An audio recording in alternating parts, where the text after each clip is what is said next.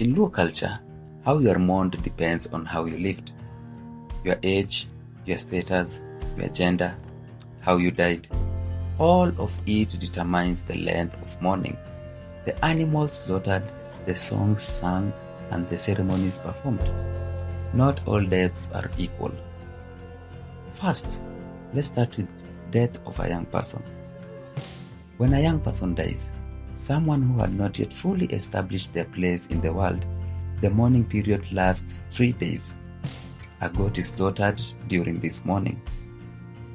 The grief for a young person is considered a particular kind of grief, the grief for potential loss of a life not yet fully lived, and the community gathers closely around the family to carry that weight together. 2. Let's talk about the death of an elder, a life fully lived. When an old person dies, someone who lived a full life, raised children, and saw their grandchildren, the mourning is different. This is not grief alone. This is celebration too.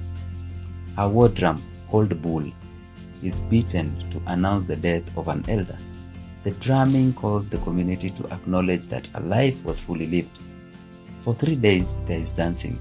A specific ceremony called Mwoch takes place, a gathering of celebration and remembrance that honors what the person built during their time on earth. The Luo do not mourn an elder the same way they mourn a young person. An elder who dies at a good age has completed the journey. The completion deserves to be marked with joy alongside the sorrow. 3. Let's talk about the death of a married man with children. When a married man with children dies, a man who has fulfilled his role in Luo society, the mourning period extends to 4 days. A bull is slaughtered, not a goat. A bull, the highest animal in the Luo domestic hierarchy. Because this man carried the most responsibility and his loss is felt most deeply by the most people. His death changes the homestead entirely.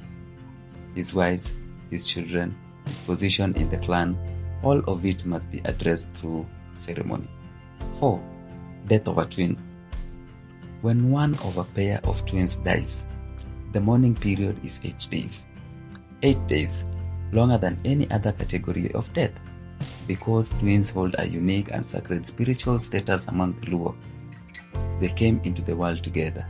They shared something that no other two people share, and when one leaves, the surviving twin is in a position of profound spiritual vulnerabilities. The surviving twin cannot see the grave of the one who died. They are kept away from the burial site entirely. Being exposed to the grave of their twin is believed to be spiritually dangerous for the survivor. Everything about the mourning of a twin is handled with extraordinary care. 5. Death of a woman who never bore children.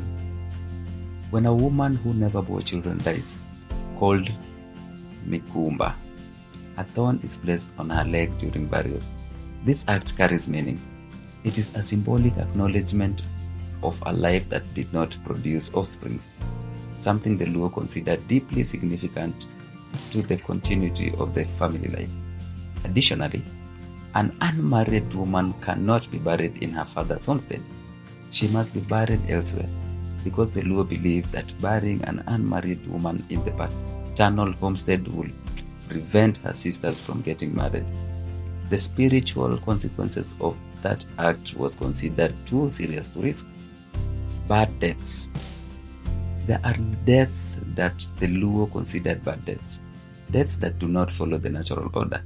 Suicide, drowning, being lost in the bush and dying far from home, dying in battle far away.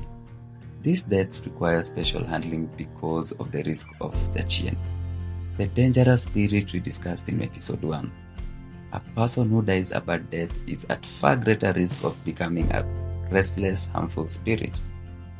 The community must act quickly and carefully to perform the right ceremonies, to guide the spirit properly, to protect the family from what an unaddressed bad death can bring. Death of a chief. The death of a chief is a community event of the highest order. Everything is larger, more people, more ceremony, more days, more animals, the clan comes together in a way that only the death of its leader demands. The chief's burial positions, the mourning songs, and the ceremonies that follows are all distinct from those of an ordinary member of the community. His position in life was special. His passing from it must be equally marked. The Luo built a system of mourning that honored each person according to who they were and how they lived.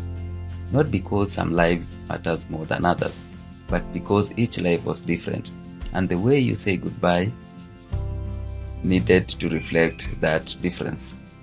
In our next episode, what happens after the burial, the ceremonies, the shaving, the departure of mourners, and the cooking for the dead.